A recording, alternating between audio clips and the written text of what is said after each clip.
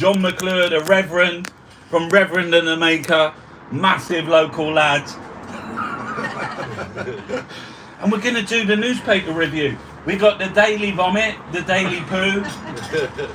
We've got the Tory Times of London. We're going to do that as well. There's a big story in there. Do you know what everything's about today? I'll tell you in a minute. And we've got the Observer, which is kind of like, fucking, this shit as well.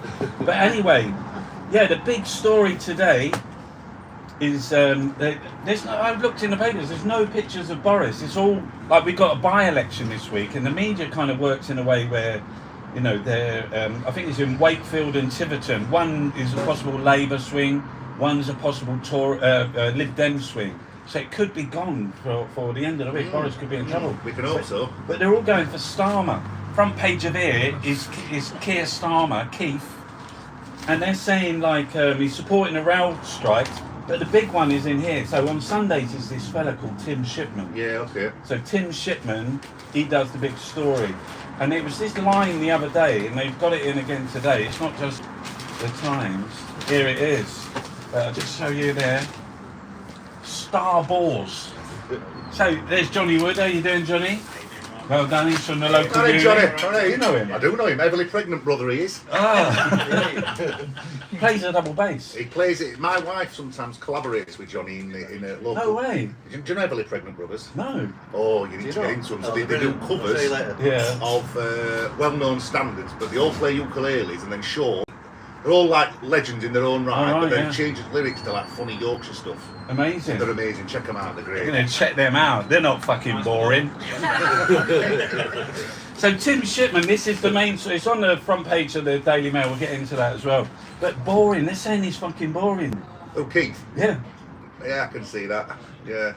But that's the main tagline. You know, like okay. That's what they're going with. That's what the like.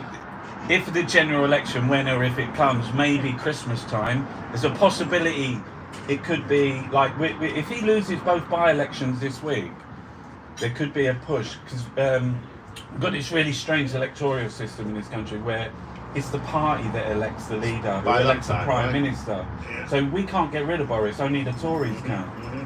Yeah, is it the 1922 committee or something? Yeah. Yeah, I mean, what worries me is like if they do get rid of him, who replaces him? Like maybe not pretty terrible. It could be even worse, right? Well, I think they're saying Jeremy Hunt, Liz Truss, Tom Tugendhat.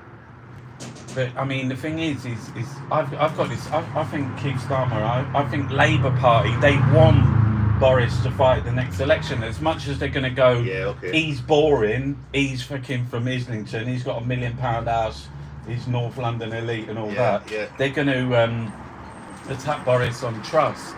And I think that the Labour Party think that they can win. Against Boris? Yeah. He's damaged goods. I mean, certainly up here in North, you know, obviously they talk about that red wall thing and stuff, but people hate it. I mean, people who I know voted Tory and all, and they've turned on him big time since Corbyn and one thing and another. But I thought his trip to Kyiv were very well timed, weren't it? To swerve going to Wakefield and not so he didn't go to fight against the Red Wall. They don't want him up there. They haven't put his face on any sort of election pamphlets or anything like that. So it'll all be on local issues. But one of them's like a 23,000 majority.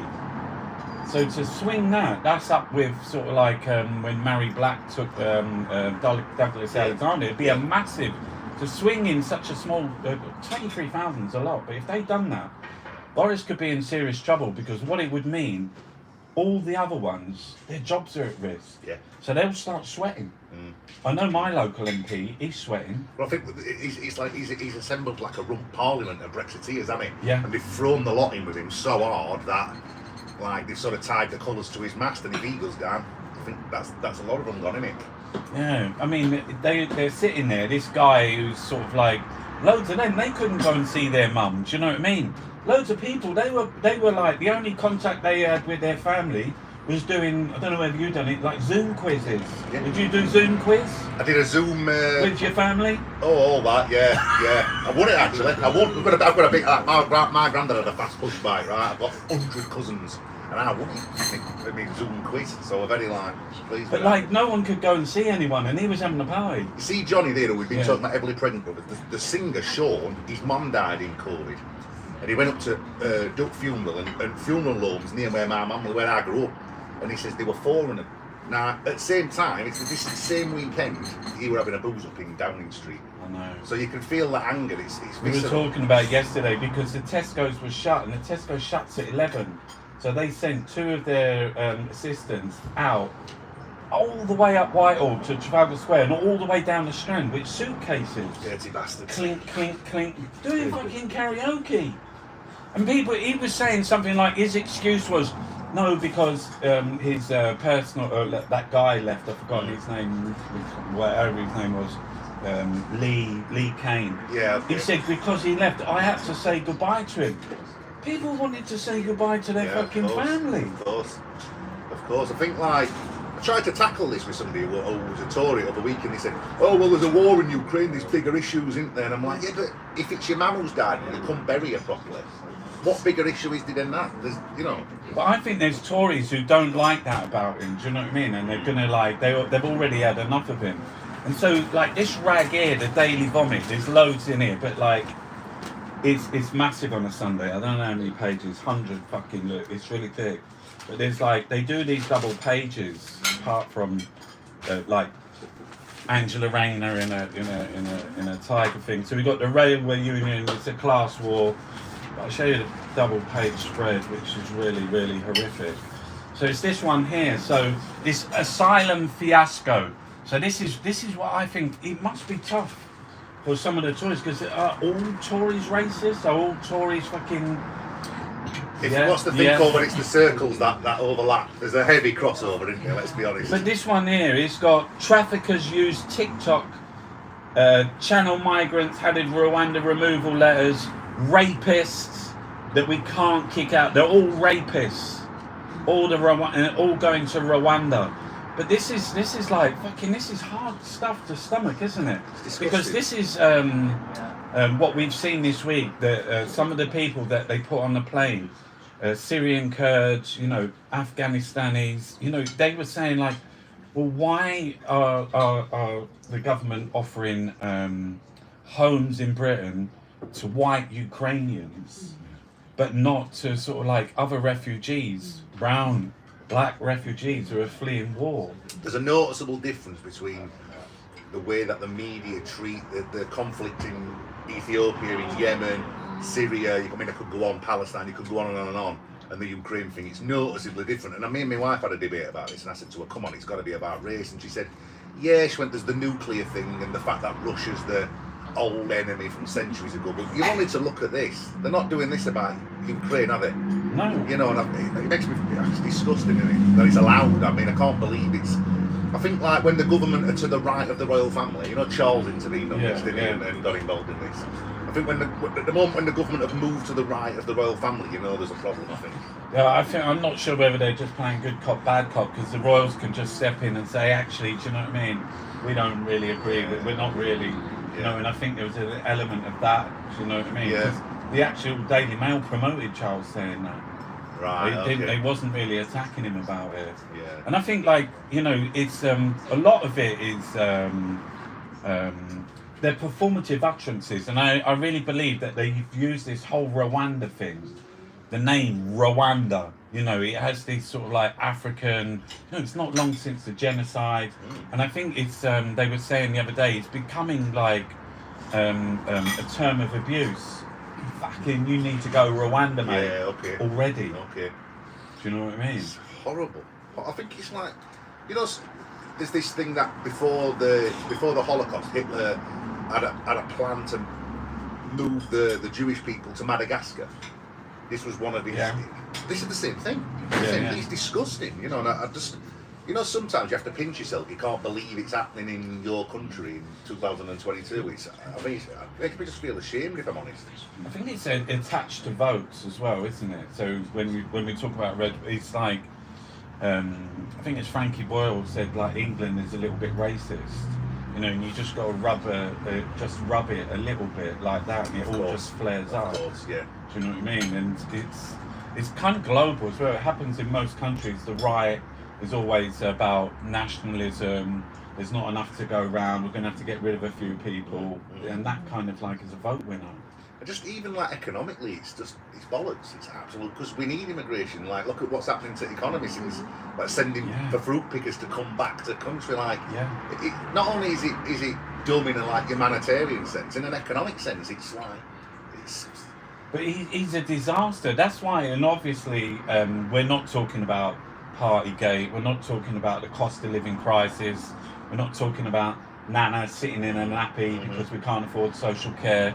Not talking about nurses eating from bins because they're fucking. We're talking about whether we should send people to Rwanda. Yeah. It's purposeful. Yeah, because it drives the agenda in a direction that takes the heat off him, right? Yeah. And I can't remember a time when so much like political capital's been invested in like. It's like Watch the Birdie, isn't it? You know, it's a diversionary tactic from what a prick he is. Ultimately, it's like it's another funny point. It's like with the keys, isn't it? You know, when you've got a little baby in that, and you've got the keys, and you're going, look at the keys, look at the shiny keys, and you're shaking them. Yeah, it's like that, isn't it? That's what they're doing to people. I've got 2 kids, 5 and 7. It's literally what we do to like when they're being a bit mardy and they're like tired. It's like what we do with like distraction. Stick some on it's like distraction. Yeah, of course. It's like it, and sadly, people don't look at us. Like with our sort of like karaoke, vomit up the walls, you know what I mean? Having a party when everyone's in lockdown. Don't look at that. Look at this over here. Yeah. And I think even like whether they end up actually flying people to Kigali or not, the conversation even is distracting enough. Yeah. I think it's. Yeah. And the other is like so. You've been on the Twitter having a powwow with Dan Hodges. You know, I try not to do Twitter, and I put my head in for 5 minutes. It's like putting your head in oven, innit? You know what I mean? Like, I was on there for like 30 seconds, and then I ended up having a row with him. Dan Hodges. Dan. He's in the Sunday papers every week. Gordon Brown, Global Crisis. Let's just get on to Dan. Sarah Vine. How can Glenda Jackson have given birth to Dan Hodges? It doesn't make any sense to me. I don't understand. Will you be in here? Dan Hodges. Oh look, he's going with Keir Starmer's boring as well. See, this is a thing, no? So it's Dan Hodges. It's not being boring that is Starmer's big problem. It's that no one can trust a single thing he says. Because you're dead reliable, Dan, aren't you? No. This is a paper of Wikipedia, don't trust it as a source. But he's going to talk about, like, reliability. Fuck off. It's true, actually. And he's got a picture of Jeremy Corbyn there. Well, let me get my glass on. What's he say there? My loyal pal Keir, love Jezza. Oh, yeah, my little Corbyn doll, tying himself in knots. Oh, I know what this is about. This is because when he went to win the leadership, he's saying no one can trust Keir Starmer. Because when Keir Starmer put himself up for the leadership, he did a 10-point election manifesto, and apparently he's lied on every single one of them. So yeah. Anyway, that's fucking the Daily Vomit, the Daily Mail. The other stories in there is Wayne Rooney is in Ibiza. Woke wild. So they always have like woke. Woke is in the title. If it's an insult, right? Yeah. I have I'm not going to say who they are because it'll cause World War III. But I have a relative who buys this, and when I challenge them on it, they say, "I bite for TV," which is like supporting Hitler because for his autobahns, innit? Like, what are you doing? Like, they won't have it. They won't. I tried to tell them repeatedly, and they won't have it at all. So I don't know whether you know, yesterday there was a really big march in London, but it wasn't so big, or like it was less than what it used to be. So I think the TUC organise a march every so it's this demand better was the slogan they went with yesterday. So it was all the unions getting together. The threat of rolling walkouts. They were doing like so yesterday. Just flicking back to yesterday's paper, because it was the march yesterday. They did a few. So the front page of the Daily Express, which we talked about, save summer, work longer. Yeah, they were all about like the Times. Yeah, this was the Times yesterday. Big wage increases, too risky. I mean, where's the big come from? I mean, everything's going up but wages. Not only that, but like this is what I was saying before, like in an economic sense, people got money in the pocket to spend on your economy. Like it's for like A-level economics, they teach you that, right? That just don't make any sense. But this is why they attack. They're going like, don't fucking support the strikers. Do you know what I mean? And they're saying they're going to stop everyone from like getting to work. Do you know what I mean? Who's going to? But these are the only people that have any leverage. Because if a cleaner could do, if they had some leverage, they'd be fucking. If anyone had some leverage, they would use it to get better pay. But the only ones that can do it are sort of like transport workers and people who actually say, well, fucking shut you down then. See what you like. Yeah. What I don't understand is as well is how do they expect people to address the cost of living crisis if they don't pay them more? So everything costs more, but you're going to get paid the same. How does that work then? Because Tories ain't cheap. Do you know what I mean? They're castles, they're stately homes. Yeah, do you know right, what I mean? yeah, They're not like okay. chicken. Cheap. Like fucking chicken. Chicken's cheap. Tories ain't. Do you know what I mean? They cost a lot. The Royals, they all cost a lot of money. Well, there you go. Do you know what I mean? 37 billion in COVID sort of like handouts to like, I don't know, PPE that never worked. Michelle moaned like Tory lords. What she got like 240 million for like load of PPE that she bought for like 7 million, made 190 million or whatever. Don't believe the numbers. Well, I mean, how much did all that Jubilee bollocks cost up when everyone got COVID? Do you know what I mean? Like, I know, but the thing is like they're fucking, they're creaming it off the top, isn't it? All of these, like, they're saying that BP is like earning, it's up to £1 billion a week. They're in profits now. It's the most money they've ever earned. It used to be a nationalised fucking industry. Those are British gas. how much a week? £1 billion. Jesus Christ. But this should be like these like natural resources should belong to the people. That should be out. Like we're using. Why is it a private company? I don't know. I mean, obviously, like we're in Sheffield now. We like amount of like nationalised stuff we had here that just went to wall. You know, and all of it's owned by private people now. You know, it's heartbreaking because you think that. What could imagine if I said to you, right, you got 100 million. Just we'll take 1 week out of a year. What is the in a how many weeks in a year? 50 odd, right? Just one week's profit, and you can do what you want with it to sort people out. Yeah. And that's every single week. I drove it like when Ian came to speak. I got the coach here. £6 on the coach. From London. Yeah. Unbelievable. 200 on the train, and I got a coach, National Express, leather seats, air conditioning. I'd fucking plug in Wi-Fi, charge your phone. Yeah. Fucking get a coach. £6. They gave me £5.78 back, so it was like £12.80 in return, but I got £5.87 off my next ticket. There you go. I paid 200 quid to sit on floor all the way to Leicester over there. Get a coach. Yeah. Find out how much the coach was. Yeah. Mediahall. You can just like go down there. You jump on the coach. Yeah. All brand new coaches. There you go. Fucking, they got more leg room on those coaches now. Yeah. Like space on there was ridiculous. I was like thinking, because you know how when you get on the bus, the seats are quite tight. Yeah, right. In coaches, you're fucking stretching out, mate. There we go. And if you get down there early, you get the front ones, fucking all the way. Teacher on a school trip. But as we drove into Sheffield, all those from Meadowbank were driving up, and Ian was saying, look, these are all the old steelworks. Yeah, that's the Don Valley, yeah.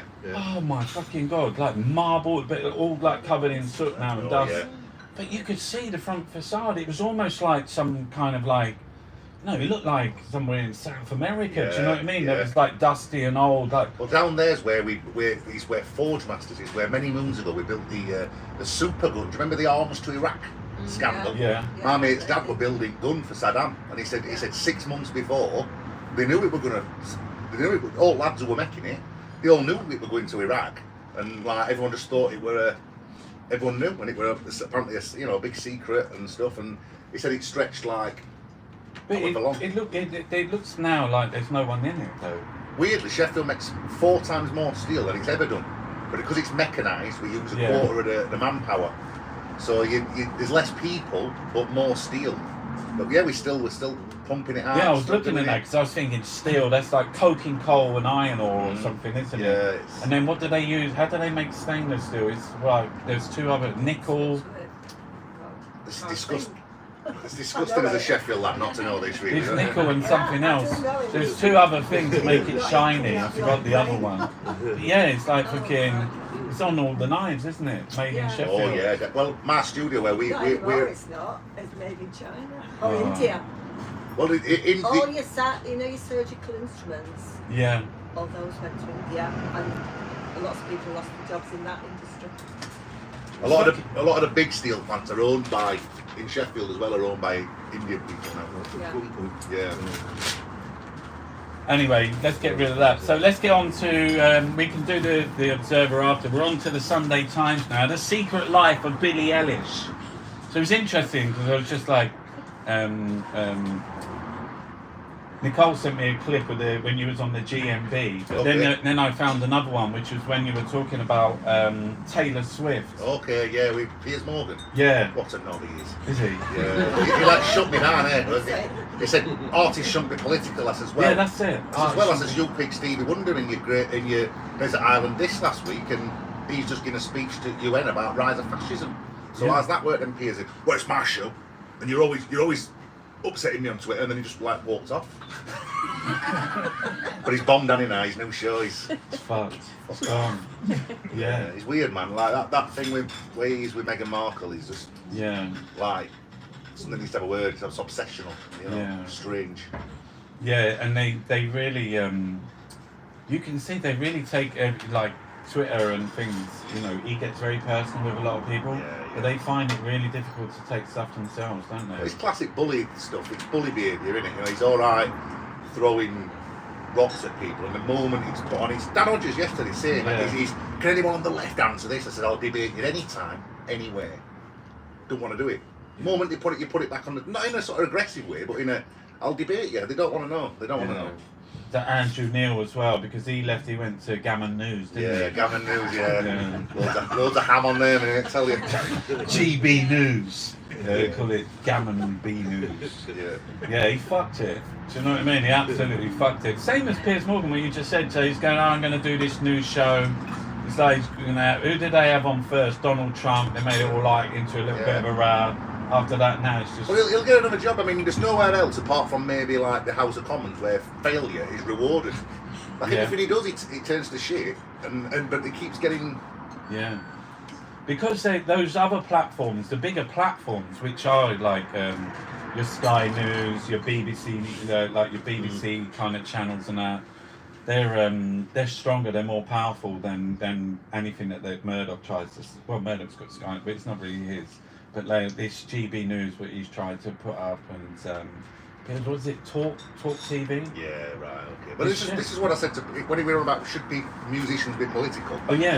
And I said, in a day and age where journalists aren't holding politicians to account, instead they're taking them little presents. Remember he took that little Arsenal shirt to Trump? Yeah, it's true. I says, when you're being sycophantic with people and not holding them to account, I says, it's left to musicians and to artists and to people like yourself to hold them to account. I says, because you're not doing your job properly. Yeah. And that's what needled him, because I've got him. It's true. It's undeniably true. And there's no impartiality when you're taking presents to people, is there? No. But how's he, like, because he is this sort of like love-hate thing, and it's interesting what you just said, because someone said here yesterday, I fucking hate that Twitter, because it rewards the worst people. Of course, yeah. And the worst people, the more bad things they say, that they know they get more views, they get more sort of like attention. But this is why like one of those. This is why they don't want to actually debate, because it's the same as Dan Hodges. It's a performative thing. It's just, it's just look at me. It's not. They're not actually interested in. It's not like Dan Hodges is going to have some sort of Damascene conversion if I tell him on Twitter, oh well, this is what we ought to do. Yeah. He's made his mind up, Yeah, but Piers Morgan, he's on another level. He's got millions. And Trump as well. Someone here yesterday was saying something like they don't agree with taking Trump off of Twitter. What do you think about that? It's a shame we can't take him off the earth, isn't it? But I don't know, because I'm not sure. I mean, I'm not what Elon Musk would say as a free speech absolutist, which he's really, I'm an apologist for fascism, you know what I mean? I don't know. Have you seen, so like Elon Musk, you don't like I noticed earlier it was Happy Father's Day, but yeah, he's got something ridiculous. He's like 90 million followers, but he did say something today. He said, I'm supporting Dogecoin, D-O-G-E, Dogecoin. Right, okay. Yeah, because there's been a bit of... Bitcoin's knackered, right? Yeah, it's fucking collapsed. It's absolutely collapsed. There is, yeah, look. In the Observer, it's the main business story. Saw that earlier. Panic in the crypto market as digital assets follow share price in a downward spiral. So things that so whatever it was like one Bitcoin or one whatever it is, Dogecoin or what fucking other crypto names they got.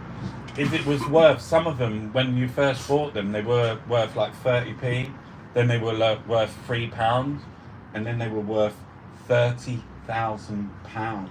for one. Now they're worth 0.0000000 like 1% of what they was. So it's completely fucking collapsed. So fucking, where's all the money gone?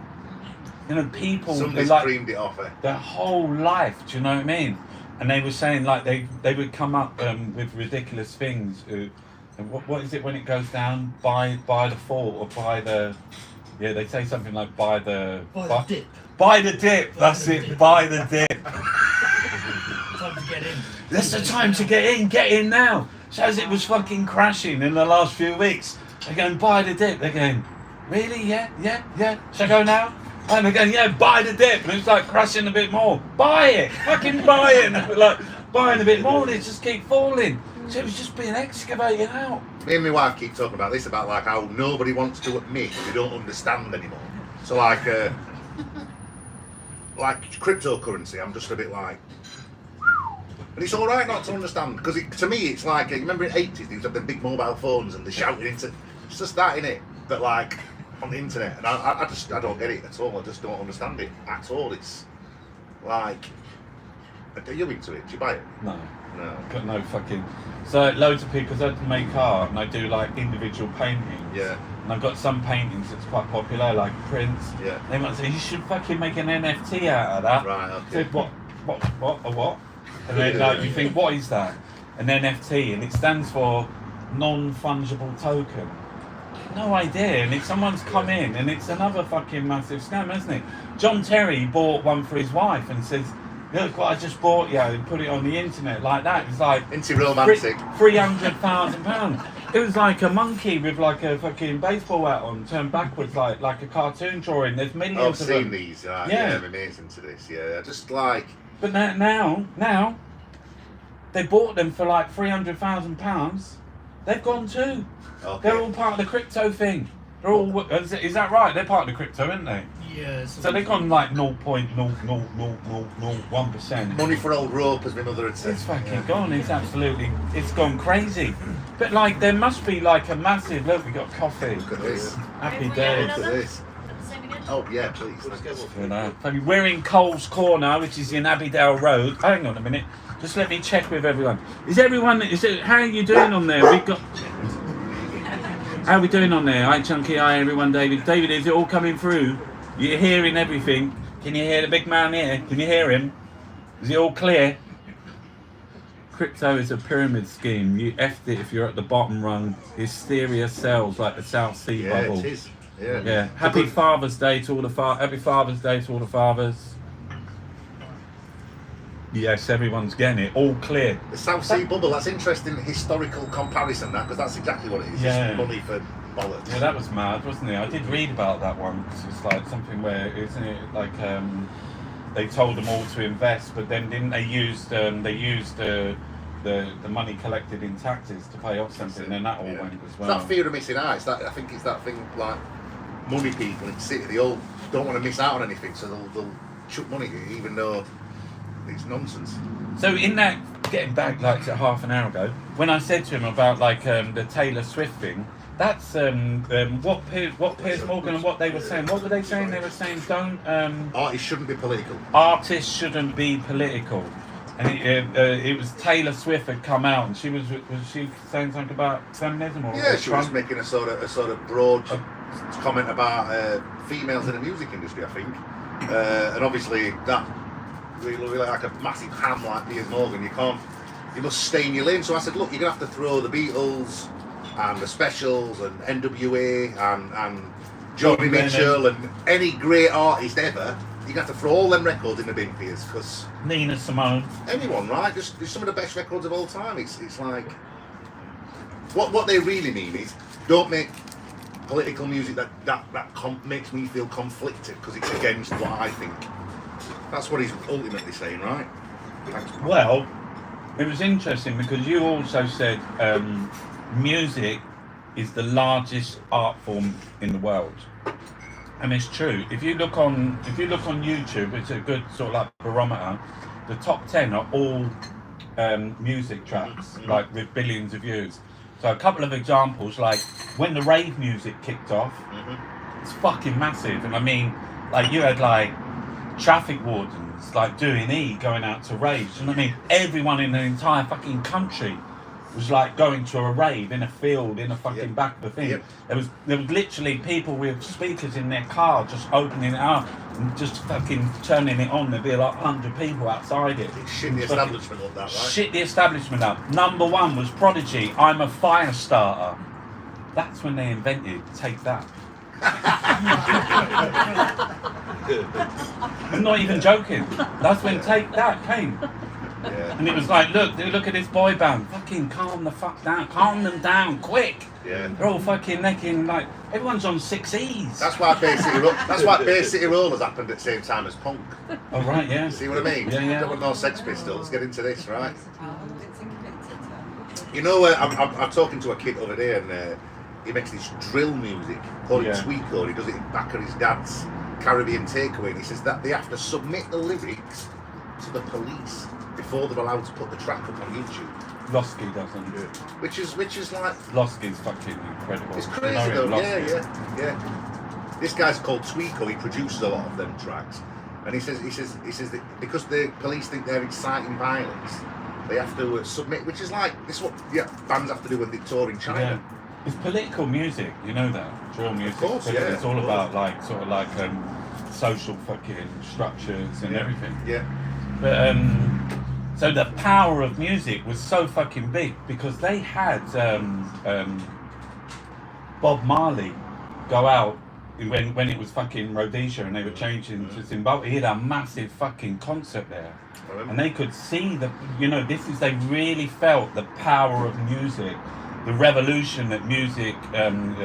I went to campaign for Bernie Sanders, so I went round when he won New Hampshire. Amazing. So I went to every town hall. I was just hanging out. I knew the sort of like the main roadie at the door. He would like always let me in. He won that. Do you know what I mean? But I was in a hockey stadium. Okay. 10,000 people. 10,000 people. There was Nina Turner, Cornel West, Alessandra Ocasio-Cortez, AOC. And Bernie, do you know what I mean? Fucking massive Vibes. Unbelievable. I got the t-shirt. Remember the t-shirt was across there? The Strokes and fucking Bernie. It was in a hockey stadium. No word of a lie, right? It was going on really late. The license was only to 10. It was 10:30. I was like, I'll show you the video. They came. The security came, but the security addressed as cops. Do you know them, the Strokes? Yeah, no, not personally. Yeah, but they were singing their number one, their anthem, which is New York City Cops. That's right. They were trying to fucking get in. There was like a stage where it was like it was like a boxing ring, and they were trying to get in. They were like fucking rock, and the lead singer was going, New York. Amazing. This was Bernie Sanders in fucking New Hampshire. He won the next day.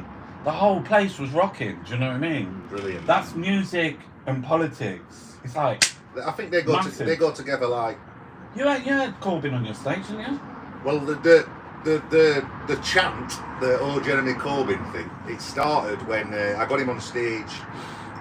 We were doing a festival in the Whittle at Tranmere's ground, and we got a call from Jeremy's people, and he said, "Well, can he come on stage?" And so he came on, and so goes the myth of it all. That the chant started there when I got him on. And so he returned the favour, and when they did the Labour Live thing, he introduced us. So Wasn't yeah. Sheila Coleman, was it? She didn't have anything to do with it. Sheila did have something to do with it, yeah. Whenever there's anything in Merseyside, it's always got Sheila's always there, right? No, she's Yeah, a good friend of she's mine, amazing. and she said to me, "Do you know, fucking yeah, we got that sort of Yeah, it's she's a fun, legend. wasn't it?" Yeah, she's a legend. Yeah. They're good people. Yeah, I was out with him the other night, Jeremy. Yeah, We was okay. doing a thing, and we ended up we had to give him a lift home, and that we was outside his house, and we had Laura in the car. And he was telling, like, my friend Ronnie was going, "Oh, fucking, I remember the time when like all the Extinction Rebellion turned up out the front and super glued their hands to my fence. He's got this little picket fence. He looks like a little council house. You've got to see it. Do you know what I mean? It's a little twee Humble little guy, fucking, right? just in a back street. Do you know what I mean? It's, oh, he's fucking Islington. And he's no fucking council house. It's like they all super glued their thing. Yeah, it was hilarious because I walked with him. We was at the Rwanda thing, and we had to walk like because I was going to this talk by my friend Eki, who's written this book, Turkish lady, and I just walked with him because my friend said he's going there, and we had to walk through where Steve Bray and all the Brexiteers. Yeah, all right, okay. And they had the big Irish flags. They had the Irish tricolour. It was really funny because there's Jeremy, because they were always used to attack him about Brexit. And they're going, look, there's fucking Jeremy Corbyn. And they were like, what do you think about the Brexit, Jeremy? Like, what do you think about like the Northern Ireland Protocol? And he said, well, I'm in complete agreement with all of you. I think there should be a united Ireland. And they all like, because like they're anti-Brexit, but they still want they're really fucking confused. Let's say they're anti-Brexit, but they still want the UK. Do you know what I mean? Yeah. So And then people who order like half chips, half rice from Chinese takeaway, right? Make your mind up, lads. Come on. Yeah, because it is like, I mean, you know, everything's new. Everyone's got like a little bit in the thing. Yeah. I feel like Jeremy's becoming. I was once lucky enough to go with my friend to Tony Benn's house to have like an afternoon with him, and we had like a bit of cup of tea and a bit of food and chatted. And I feel like Jeremy's almost becoming that guy now. He's becoming the like wise old sage of the left, isn't he? And it's amazing how many things he said are coming to fruition. Even like the stuff that was in the manifesto in the last election. Rishi Sunak of all people enacting policies that like I know for a fact were in that manifesto. Yeah, they're taking some of the bits that don't cost anything. Yeah, it was interesting though. I was just remembering there, as that interaction with the anti-Brexit, the Remainers, like who still out there. As we left, as we were just about to end it, one of them did say that leave him alone, don't bother with him anymore. He's not important. He's not part of the Labour Party anymore. Yeah, I think great swathes of people yeah. in the Labour Party love Jeremy, don't they? And you know, well, continue to back him. yeah. I think it's when I was in the car with him the other night, I said to him, like, you know, the biggest failure I think in what happened with you, like nearly winning 2017 election, you know, the possibility of like what could have happened after that. The biggest failure is not having successors. And it's not, you know, it's really like, you can think of like, I really like Nadia Whittome, Zara Sultana, you know, there is some people that like I think are quite young, do you know what I mean, really positive. But where's the real young, do you know what I mean? Where are we at? Yeah. I feel like he almost, anoint is the wrong word because it almost sounds like royal and regal and stuff, but certainly to sort of champion, I think he tried. I think the media maybe didn't give whoever it was the kind of credit, but we need Jeremy, but you know, young, don't they, really? I think in America they have like I was saying yesterday, the squad, right? Yeah. So she's going to be old enough to like sit in the next election. But yeah, so it's probably going to be left to like Billie. Do you like Billie Eilish? Billie Eilish, the record is amazing. I have to say, it's like it's one of the. It's really left field, the music, but it's pop music. Yeah. I think she's really good, actually. I have to say, I think she's great. It's extraordinary, isn't it? Sound is just like and the way it's unique, mixed, isn't it? That's her brother, isn't it? Yeah, Phineas. Yeah. Isn't it? They both like she made the music first in her bedroom, and her brother was like producing it. They're really into this ASMR stuff. This like singing and talking really quietly, but then it's really loud in the mix. And it's like quite avant-garde. It made like stuff like older pop music, things like Katy Perry, sound really outdated almost overnight. That record, it's really good. I have to say, she's great. Yeah, I wish her every success. Yeah, there's like it's spawned like if you go on Instagram, I think there's like a million people with their ukulele in their bedrooms trying to make. Yeah. But I think so. You know, trying to change the world and things. It's up to musicians. It's up to artists, isn't it? It's up to sort of like the Terence McKenna. You know, culture is not your friend. Mm-hmm. Like we were talking yesterday about Gramsci and this idea of cultural hegemony. So how the rich stay in power is through the media, through mediums, through television, The Crown. Do you know what I mean? Downton Abbey. Mm-hmm. Do you know what I mean? This thing about like reverence to the royals, and I think it's you have to reclaim that, or you have to use your platform, or you have to use. So Terence McKenna, he was saying, well, I think like when he was doing the thing, culture is not your friend. It's really short, it's about 3 minutes. You can look at it. It's just a little part of a clip from the talk he was doing, because he was saying culture is not your friend. Do you know what I mean? We have everything. We have the love, the money, the understanding, the intelligence to build a kind of paradise. Yeah. But they have us like standing on each other's shoulders, kicking each other's teeth in. And then the shout goes up from the audience. And he said, what's the answer? You know, how do we fight back? And he said, sorry, go on. Make art. Yeah. Certainly in my career, I was all on the TV and the radio and all these things. The moment I made a political statement, well, you're not on a playlist anymore. You're not on a TV show. Oh, really? Yeah, and a lot of that is because certainly it's changed a little bit. But the BBC Trust, obviously, the Tories always hold that like, we'll take your funding away. So they've always got in the back of their mind like, oh well, we better not have anyone too like left wing, and they better not promote them too much because we don't want to upset the trust and the trust of the government, right? And then in the news and a lot of the commissioning editors now, they're George Osborne's mates, and there's this kind of cabal of people who.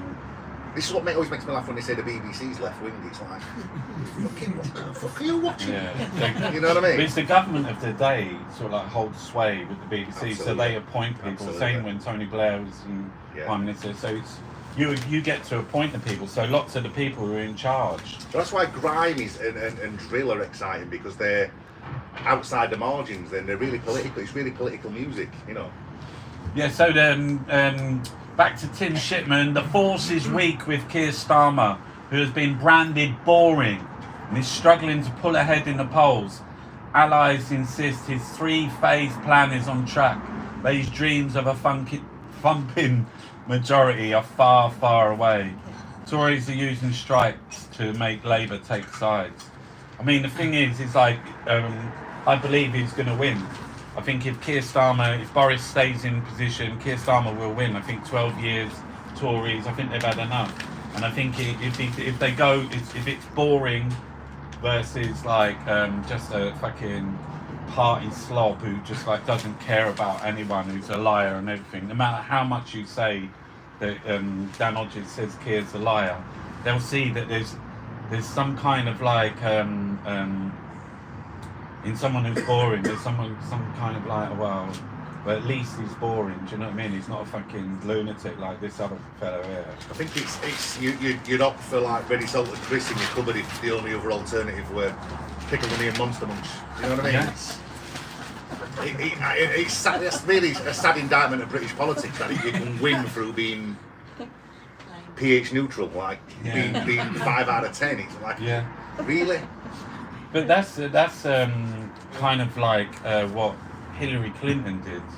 She kind of like went into that election saying like Trump, you know, it was just everything was about Trump, it wasn't about her. Yeah. And what they did was they just like a lot of it was massive misogyny, do you know what I mean, against Hillary Clinton, not just by the right but by the left as well. Don't fucking vote for this. It was really horrific. And when I used to do my video, when I done interviews and that, if ever I had a woman that I was interviewing, the misogyny would be like horrendous. Fucking horrendous. And it's the core of all abuse, isn't it?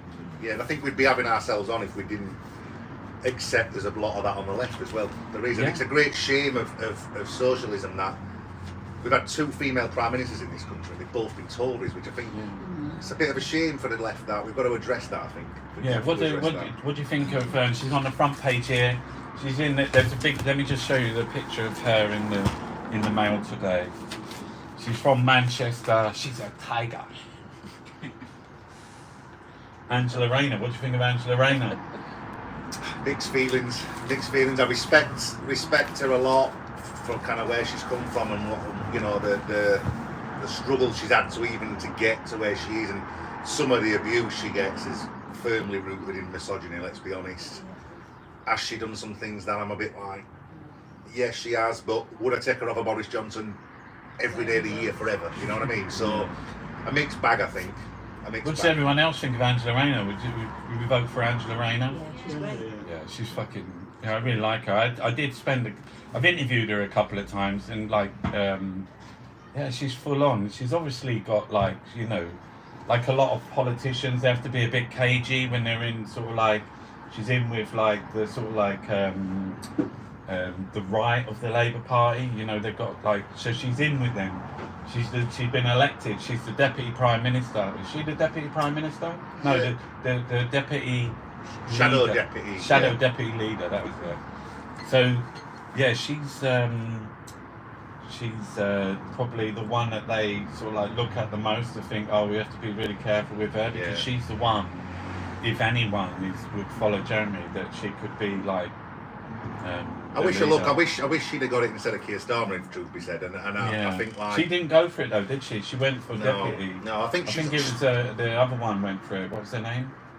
Rebecca Long Bailey. Yeah, right, yeah. Yeah. I think Angela Rayner's also like quite young still, so I think a lot of her political career maybe lies in front of her, which is quite exciting. You know, I think it'd be nice to see her get the top gig, wouldn't it? Yeah. Yeah, they're always after her, aren't they? They're always outside. They were outside her pad taking pictures of her and Sam Tarry coming out the house. Yeah, but she's really feisty. I think she's quite, yeah. She was out yesterday with the unions, like marching and that. So there's a big thing coming up, isn't there? Like about, so the strike. Should we support the strikers, and all things like that? And they kind of like been saying, well, in the PMQs this week, I don't know where we see it. Boris was saying to Keir Starmer, you support the strikes and that. And Keir said, I don't actually. I don't support the strikes, but you do. And you want them, don't you? Because you want division. Yeah, of course. Which is a really good fucking point, isn't it? They love it. They want the strikes on the front page. They want people to like go, oh, I can't get to work today. So they got no inclinations of jumping in between the rail operators and the fucking workers and the unions. Because it taps into a familiar memory for people of the 80s as well. That's the thing they always used to throw at Jeremy, right? It's like, if they can remind people of previous points of division, they love it. They love it because they can point themselves as the answer to it all. You know what I mean? Just pay people more money. It's not hard. I know. It's like, you know, when we was talking about yesterday, they're like, we're trying to do the Rwanda thing to stop the people smugglers. And I was saying like, well, like if you want to stop the people smugglers, do you know what I mean? Charter some boats. Charter your own fucking boats and put them on that and bring them over.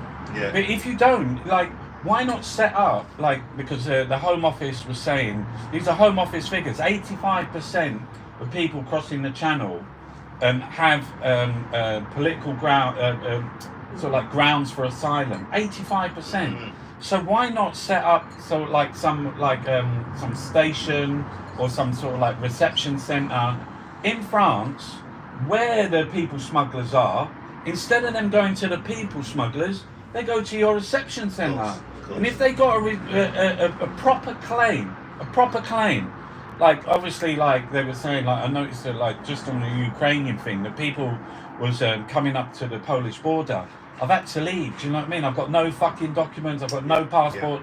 They bombed and like I run. Do you know what I mean? I've got nothing to say who I am. And I'm sure this is like just the fucking same as like, you know, refugees fleeing Syria. But it's worth remembering the Mail and the Sun employed Katie Hopkins, who wrote in one of those newspapers that we should machine gun migrants, and they allowed her to print that in a newspaper.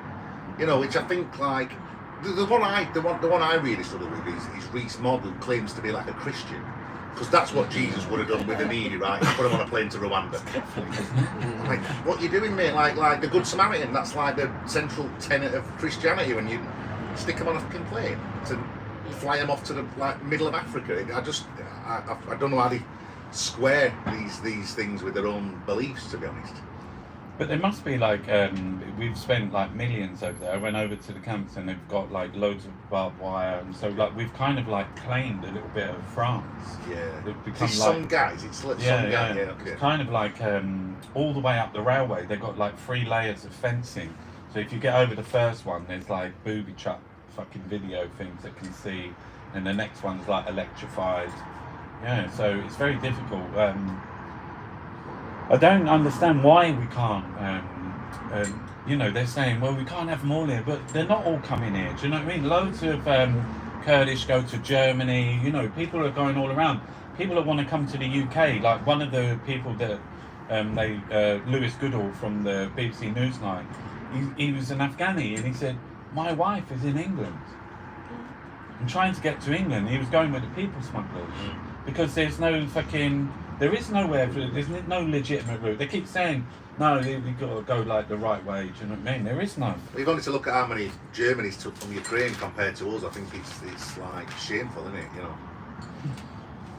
So yeah, so this is loads in the, so we're on to the Observer now. What do people think about the Observer? Do we like the Guardian, the Observer? Yeah? Better than the others. Yeah. So yeah, tactical vote will deliver a knockout blow to PM, says Lib Dem. So they've both been out this weekend, Keir Starmer and Ed Davey. So they can win. I think it's Ed Davey's Tiverton and Keir Starmer's Wakefield. You see, if they did win those two, that'd be like a fucking massive shock. I think that the Tories might think, well, he's got to go now, because if that's reciprocated, we'll get slaughtered. There's an interesting point in there, that the political right in Britain, alright, you've got the far right, but there's just the Tories, they've got the whole thing, whereas we were talking earlier about Majid, weren't we, you know, who is at Green, but my politics and Majid's politics are pretty much identical, but we're in different political structures. I sometimes wish we could have some sort of progressive alliance, to be honest, because I think we'd have far more chance if we could. So when's the election in America? So 29 next year? No, is it 2024? So they've put down like the favourite to win the next American election is actually Donald Trump. I don't know if you know this. Yeah, he's like he's ahead in the polls and different things in America. It'd be a shocker, wouldn't it? Oh my God! I know. They reckon that could be like. How old is he now? He must be. Is he not like? I don't know. It's just rubber, isn't it? It's rubber holding them together. It's been rubberized. When his hair blows. But they reckon that, he's got a really good chance. Oh yeah, so it's getting really hot. The day that I left London before I got on the coach, it was like something like ridiculous. When I got in my car, it said 39 degrees. Horrendous. 35, it was so hot. But this year, they're saying in Delhi, it was 49 degrees in Delhi. Hot. Climate change. It's real, isn't it?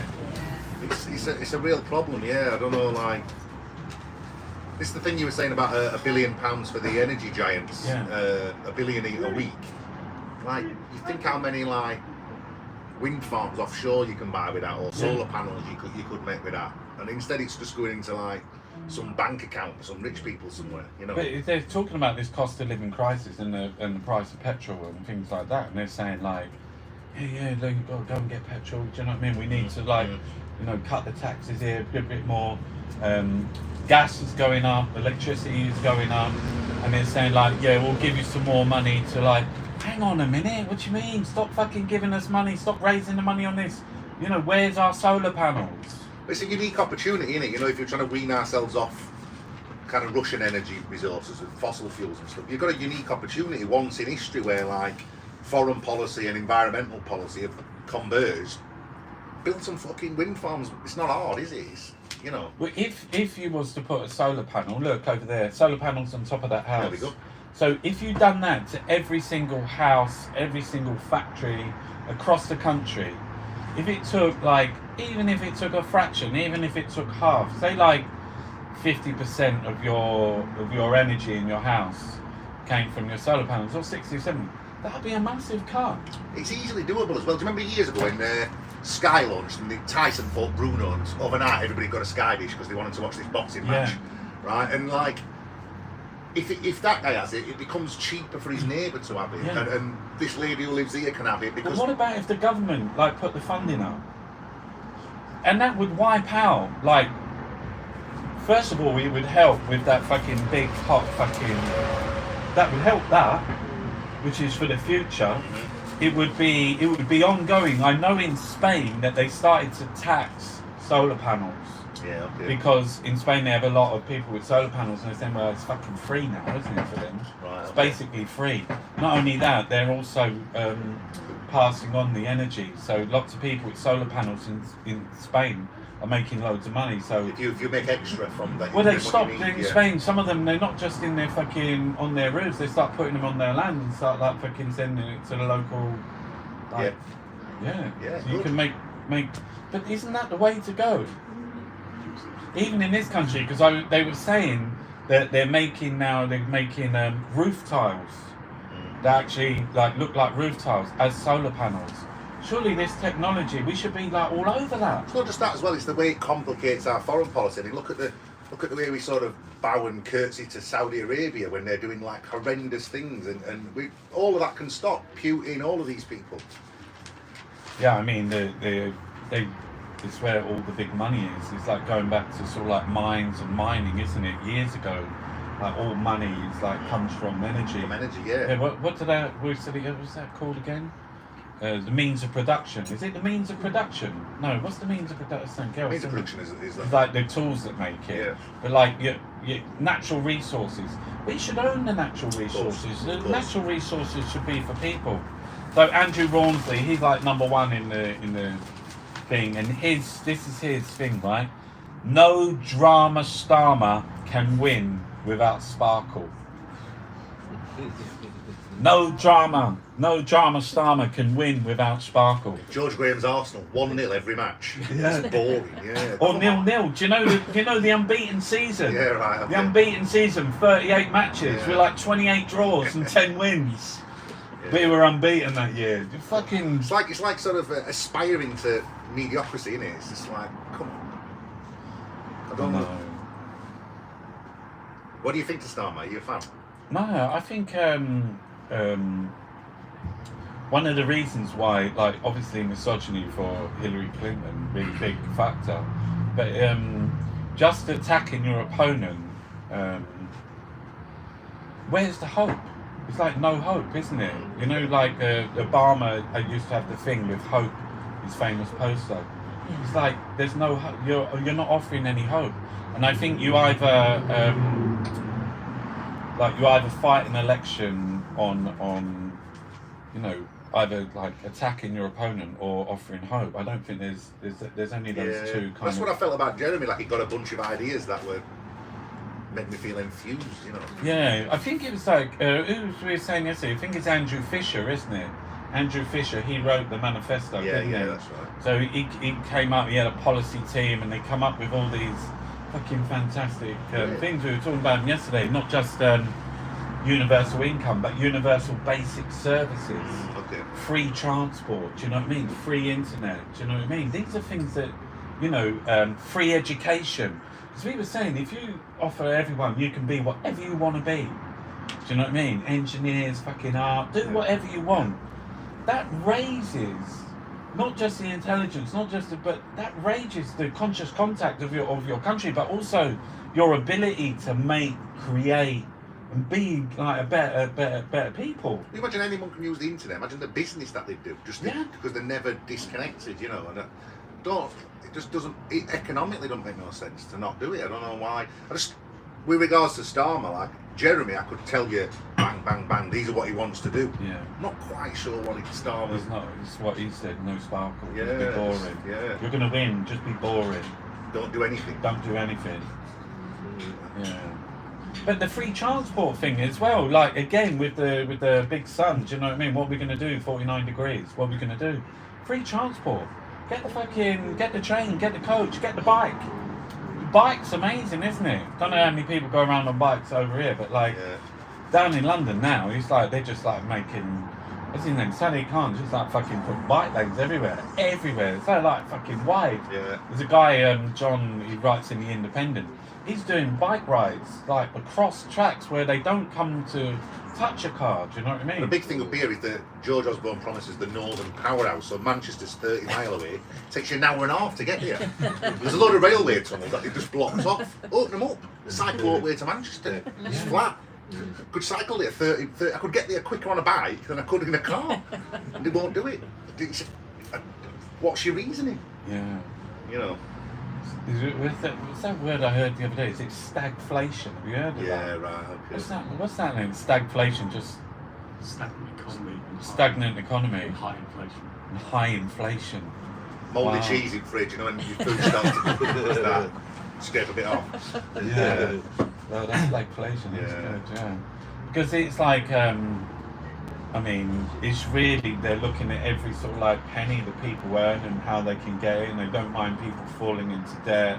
They don't mind downward pressure, because downward pressure means house prices stay higher. Yeah.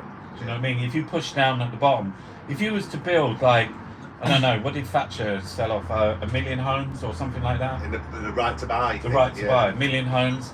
They were saying, well, if you was to rebuild those million and put them back out there, that would mean that like someone like a nurse and a fireman who were married, or they wanted to go from their sort of like housing association and wanted to buy somewhere, or they can't, you know. Oh, sorry, if they wanted to go into like a 3-bedroom like council house because they got no room left in where they are, they can't. Do you know what I mean? They have to go off and buy somewhere or go into the rented market.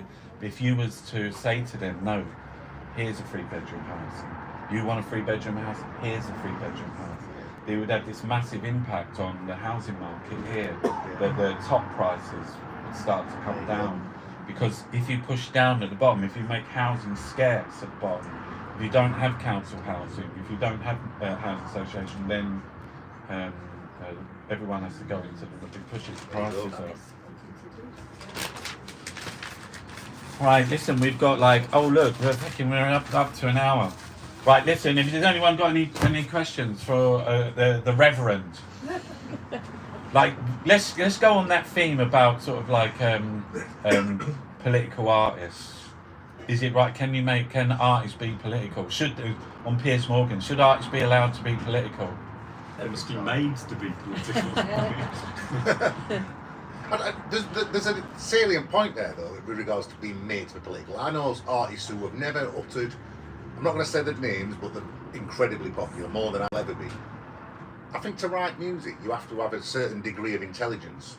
And the idea that these people have no political inclination whatsoever, and moreover, actively avoid ever saying anything.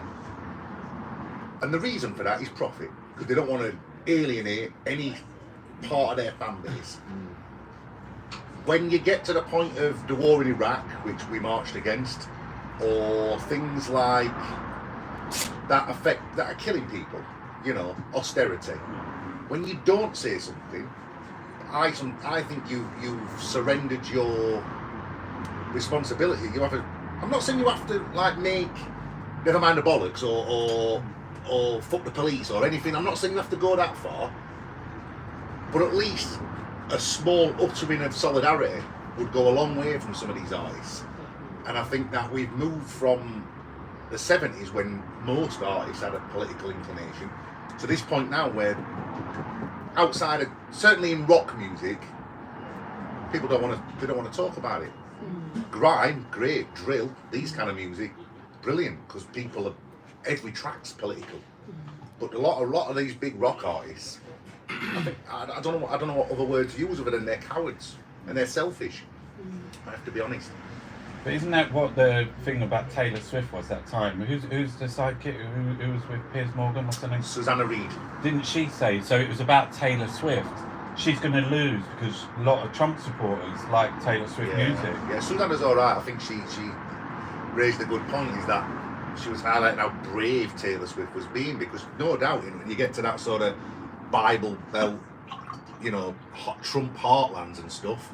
There are people out there who, I mean, look at the Dixie Chicks. Remember that band, the Dixie Chicks? They were one of the few bands who came out and made a sort of strong statement against the war in Iraq. And you can chart their career. They're flying, because everybody shuts you down. Ultimately, when your time on this earth's over, and you've got to look yourself in the mirror and think, did I? Some things are more important than money. I'm going to be honest. Could I be a multi-millionaire? Probably. If I'd have done my first album again. Yeah, but some things are more important, aren't they? Do you know what I mean? Than money and profit and fame. And I don't know. I think you've got a choice ultimately, and my respect always lies with the Joe Strummers or the Bob Marleys or Nina Simone's or them people, because they nailed the colours to the mast, Yeah, what's that record in the first? Was it Heavyweight Champion of the World? What's your record called? That's the big tune that I would say most. Yeah, because then you talk about Taxi Driver, and there's Taxi Driver in the lyrics, and Newspaper in the lyrics. Yeah, I listened to it too. Okay, I don't know. I was going, oh look, it's talking about it. Yeah, she's a taxi driver's wife. No, it says pay tax and find a wife. Oh, that's one of those things, isn't it? But when you hear the record and you listen, fans now, they'll listen to the tunes and they'll try to scribe out what they think the lyrics are, and they put them on the lyric sites. And so I had to for whatever reason, I ended up on one of these sites because I sing in my accent. People think my lyrics are really bad, and they're a lot better than people think they are. It's just that because of the accent, no one knows what they are. So I need to get it out there, the real thing. No, that's good. So how many of that album did you sell? We did maybe 130,000 or something, which I'd be number one for the next 20 years if I sold that now. Because that was still in the days when people could sell records. Yeah. Yeah, because so we've got Stormzy and my friend JME. Yeah, Boy Better Know. So they set up their own things online like that. And they were like, we don't need a record company. So when JME was getting fucking smashed in the mail, he was putting online, fucking mail, what are you going to do? Tell my boss, I'm my boss. That's so inspiring now. I'm not going to lose my thing. Yeah. And I think Atlantic Records were begging. They went to Stormzy and they begged him. What's his label called? Stormzy. I've forgotten the name. It's like one of his tracks. But yeah, he sold the rights to, or allowed Atlantic Records to sell some of his records, which is really amazing. That Boy Better Know guy, them guys, they're like, and Skepta. They're not waiting for anyone's permission. Same as the drill thing now with that lad Tweeko in New Cross. He's getting all these people. They're doing 5 million streams, 10 million streams. He's just got 57 million streams on a drill track. A load of kids from London, an Albanian guy. They're not waiting for anyone's permission. They're just doing it. And in that respect, I think it's almost closer to punk. Yeah, because they're just doing it. What's her name? Something Palmer. She's got a big prog rock band, multi. What's her name? Is it Laura Palmer? Not Laura Palmer, that's fucking from Twin Peaks. She's got that massive prog rock band. Anyway, they were signed by Sony and given X amount of money to make their first album. And she so many people in the band, you know what I mean? And they sold 15,000 albums or something, which got £1 million. Yeah. But Sony, they went, nah, let's fuck that. Do you know what I mean? It just fucked them off. And she said, well, what about our second album? We were going to do it. She said, no, it's not in the contract, you know what I mean? And she decided to crowdfund it and then sell it. And so she got 15,000 people sponsored her on crowdfunding and got exactly the money that she should have got from Sony, which they didn't give her, which was £1 million. Yeah. Just 1 million. Yeah. She got £1 million from crowdfunding. This is the great thing about Twitter and TikTok and all these platforms. There's a democratizing effect to it because young kids can just get on with it doing it themselves, which is awesome, right? We're talking to this guy Steve Ignorant from this band Crass the other day, and I was talking to him, and he said we didn't wait for anyone to tell us what to do. We just did it. And same Boy Better Know and Grime and Drill and all these people. They're just doing it. They're not waiting for anyone to say, go on then. Yeah, they're quite. There was a bit of a band, wasn't there? I went up. So he's living in the fucking middle of nowhere, and like on a farm. Okay. So I come up to it, and I interviewed him, but he was from the Crash. His name's Penny Rambo. Oh, Penny Rambo, yeah. So Yeah. I think Penny Rambo was is he a drummer maybe or something? But Yeah. he's a lot older than Steve Ignorant, right? 'Cause they were Yeah. like 60s art, performance art people, yeah. Yeah. Is it the Dial House? They call that? Yes, the Dial House. it is Yeah, the Dial okay, House. yeah. So I said, what's going on here? And he said, like, well, 30 years ago I set up this place, and like, I thought a few more people might come, but like, no one's turned They're up. amazing, them, right? Yeah. He's living in fucking some idyllic like spot, just making music, built his own Is studio. it in Essex somewhere? Yeah, it's in Harlow in Essex. Amazing. He says like their songs are just like fucking hilarious. Like why do I have to work? Why haven't I got more money? That's like their tracks, isn't it? Amazing, yeah. Yeah. I see like a Yeah. weird synergy between that and the grime stuff, though. They're just they're just doing it. They're not like. See a lot of people I know in bands. They're like, oh, if only we could get a record deal, or if only I had a manager. Yeah. You don't need no one's permission anymore. Them days are gone. It's true, isn't it? Because Yeah. if you make it, like there's my son. He's only like he's 20, but when he's at secondary school. A young French girl, and she was just making stuff in her bedroom. She puts it all up on Apple Music, puts it on Spotify, so she gets all the money from that. Yeah. Do you know what I mean? Any sales that come through, they're like the record companies, aren't they? Yeah, and I think The Apple, Spotify, are they record companies basically? They're the sort of, I guess they call themselves service providers, but I think the fact that a lot of these kids have not got record labels means they're free. They're more free. So when Stormzy can come and say, "Fuck Boris," because he's not come up through that system where he's beholden to some. Like, I don't know if it's Warner Bros or one of the big labels. They're like a French waste disposal company. This is who owns the thing, right? So they've always got to take consideration of what the man says. Whereas them days, it's changing a lot, and I think that can only be a good thing, can't it? You know. Yeah, Murky. Is the name. Right. Murky is the name of his record label. Right. Yeah, I mean, I just on like as we're talking about this, I saw something the other day, right? So do you know what the biggest bank in the world is? Like, if you look up the banks, the top 5 banks are like the first 3, I think, are Chinese, and then you've got like Barclays, NatWest, you've got the HSBC. Yeah, okay. But I read this thing. It's not actually. Do you know what the biggest bank in the world is? The newest, biggest bank in the world. Apple. Yeah, okay. So it's like a clearing bank. So Apple Pay is the 2 years ago on their thing, they became the first company ever to make $1 trillion and be the first $1 trillion company. They've got more money than the Federal Reserve, right? This year, they've gone to 3 trillion. So no one else has got up to 1 trillion apart from them. They've gone over the 1 trillion and gone to 3. And a lot of it is to do with Apple Pay. Because you used to have this big company called, it's still a big company, World Pay. You know when you go and you tap your cards on the things? But it's also like everyone's got it on their phone. Everyone's doing Apple Pay, isn't it? It's massive, more big than PayPal, more big than everything. I use it, I'm not going to lie. Apple Pay. Yeah, because I think do like, as well. we're all to some degree complicit in the way that things are, right? Because how you, unless you're going to live on an island, you've got to interact with it. Yeah, I don't know. I mean, Steve Jobs is dead, but like he was into technology and like, look, we're live streaming this, but I wonder whether he ever thought that like a couple of years after he said that Apple would become the biggest bank in the world. I mean, there's a degree of success in that. This guy's come from. They're from Aleppo, right, Steve Jobs' family, and I think to go from that to that is amazing. But I don't think anyone should have a bill, never mind a trail. I mean, I can't even genuinely. I'm awful at maths, but I can't comprehend how much a trillion is. I don't even. I think when they do it on days, don't they? Because sometimes they calculate how many years, how many days is a million is like however many years. Yeah, okay. And a billion is like fucking ridiculous. There's an assumption amongst like a lot of people that a billion and a million are similar, but they're not, are they? Yeah. Right, we're gonna go. We got like. Let's just take some questions. We'll do some questions from here. They're normally we got some errant people on the YouTube. Right, has anyone got any questions on the YouTube for the Reverend?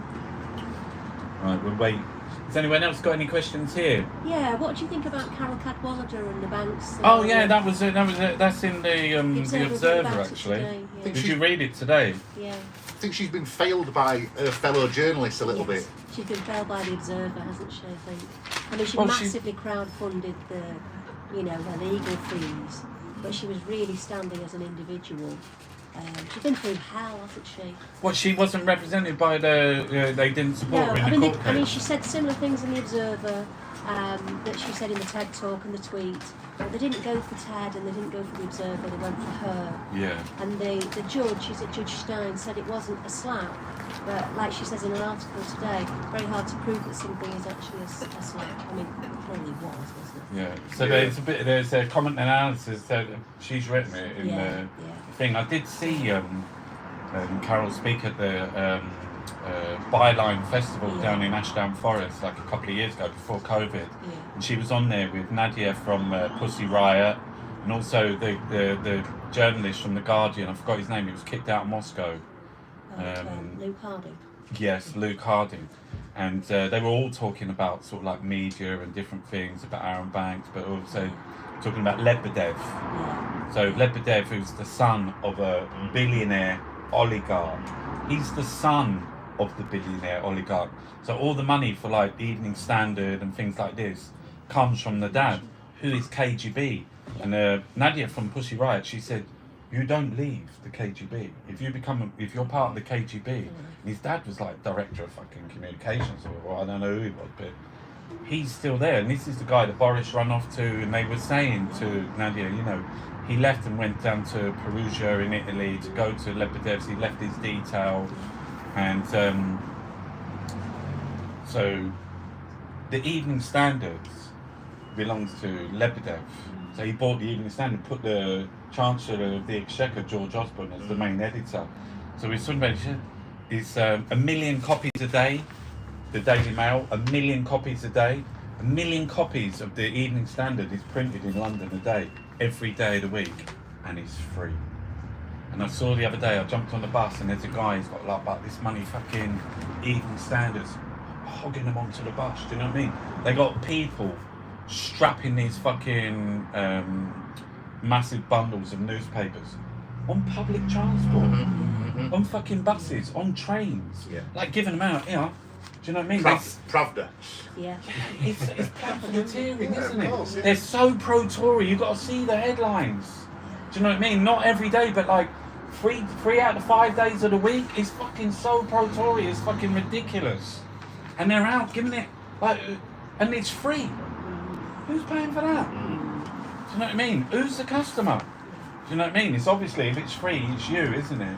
Yeah, and I think we need investigative journalism more than ever, and people like Carol Cadwallader, they like, she's awesome, man, and I think we should try to look after them people more, But she's good. All of that sort of like Aaron Banks and all that, all linked to like Boris and Lebedev and all of that kind of like clique, aren't they? I mean, thanks to Carol, we know so much more about, Cambridge Analytica, Yeah. their dealings in, democracy, America. It's extraordinary. I think Yeah.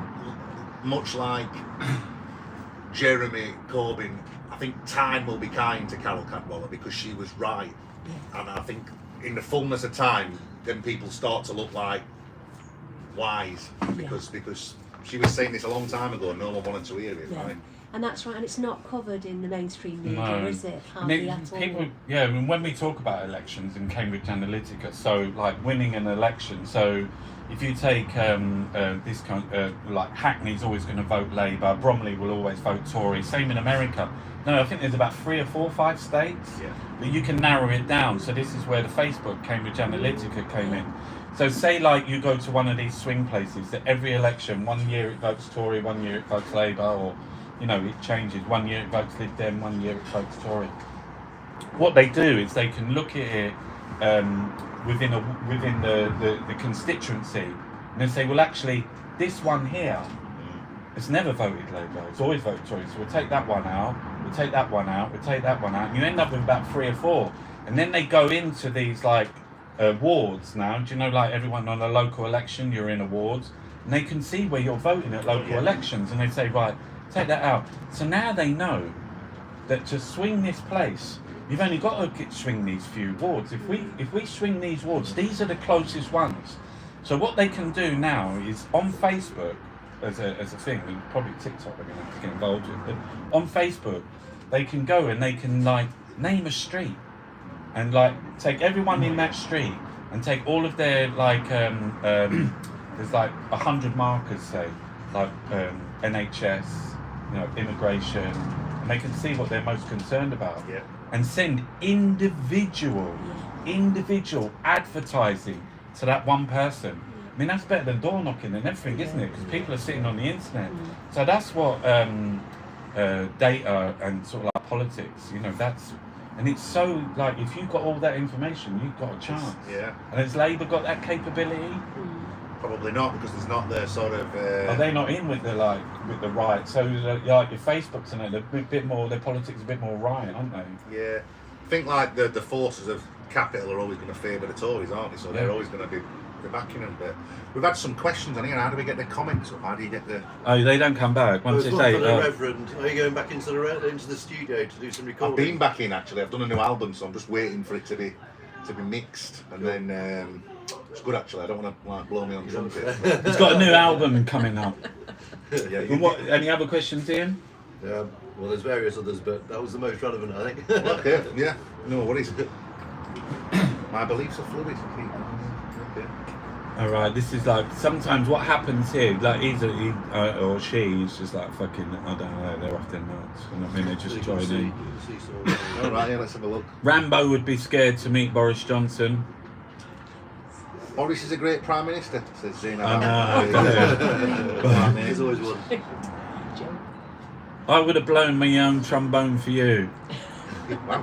He said it twice, Zainab. He said Boris is a great Prime Minister twice. It's that, yeah. Okay. Yeah, exactly. I know, they all do. You Oh, he's got a dog in profile Oh, picture. how does that work then? Have you got the just things on the scroll up and side of down the on the live right chat? side, yeah. Oh, you're fucking joking. This is something new on me. Annie Larkins in Sheffield, you know, distant relatives of mine. My grandmother, father's side. Anyone know any Larkins? You're going to have to know it. Not Larkins, maybe, yeah. What about all those dead cows in the US? Don't know about that. Breaking news, Elon Musk says Apple is history. Yeah, I bet he would. Did you hear that Apple have bought the MLS football franchise? Oh, really? Yeah, or certainly the TV rights to it, so... So, like, they're going to put it on what, Apple TV? Yeah, so like they're going to set us such as like Neymar, come to play in America, and then you can have a Apple TV documentary series, and we'll pay you like more money than God, you know, like this. Billy Bragg, is he the UK's Bob Marley? Oh, he's having a bit of. No, he's not. I don't think he is. I think that's certainly me. The most stupid thing I've ever said in an interview ever was that I was conceived. My mum was pregnant with me at the same time Bob Marley died, and you know, like you say stupid things, and I said it to you like laughing here. I said maybe when Bob Marley reincarnated, and I said it joking, but they wrote it like super serious, and that was the headline. Yeah. John thinks he's Bob Marley reincarnated. I don't at all. Yeah, people complain about Labour Party like turning on the unions and like being really shameful by not sort of like representing them, and yeah. I mean, the thing is, in the end, it's like, you know, if you've got the ability to sort of like get better pay, because they were saying Daily Mail, these fucking train drivers are on 50 grand. Like after tax, about 30 something grand. Do you know what I mean? Yeah. You want someone fucking quite reasonable, like someone really like up with it, done the right training. You want to pay them a decent wage. You don't want fucking trains going up the wall, do you? Don't crash it either. Thank you very much to Nicole for like hosting like from Cole's Corner in Abbeydale Road. And thank you to John for coming down, the fucking top man of show. Thanks to Ian as well and everyone else. Thank you for being here as well.